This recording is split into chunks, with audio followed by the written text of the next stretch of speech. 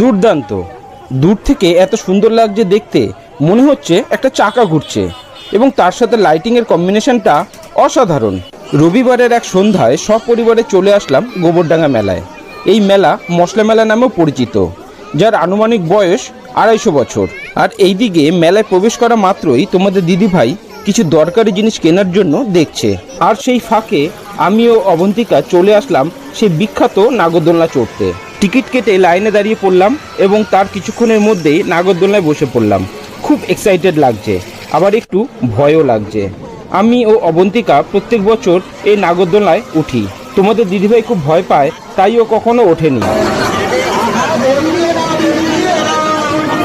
যাই হোক, খুব ভালো লাগছে, আমরা তো খুব এনজয় করছি। তোমরা কারা কারা মেলায় এসে নাগরদোলনাটি চড়েছো আমাকে কমেন্ট করে জানাতে পারো। এই নাগরদোলনা থেকে আমি তোমাদের পুরো মেলার ভিউটা দেখাচ্ছি, দেখো দেখতে কত সুন্দর লাগছে। যাই হোক, আমাদের কয়েক পাক ঘুরিয়ে নামিয়ে দিল নাগরদোলনা থেকে। সেখান থেকে আমরা সোজা চলে আসলাম রাজস্থানী পাপড়ি চাট স্টলে। এখানে পাপড়ি চাট খাবো বলে এসে তো দেখছি প্রচুর দাম। এক এক প্লেট পাপড়ি চাটের দাম 100 টাকা।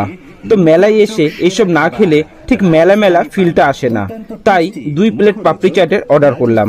এই দেখো 100 টাকার পাপড়ি চাট। এখানে অবন্তিকা ও তোমাদের দিদিভাই 2 প্লেট পাপড়ি চাট নিল এবং অল্প অল্প করে আমরা সবাই মিলে খেলাম। তো আমাদের পাপড়ি চাট তো খেতে খুব ভালো লাগলো এবং এর সাথে আমি আমার আজকের ভিডিও এখানে শেষ করছি।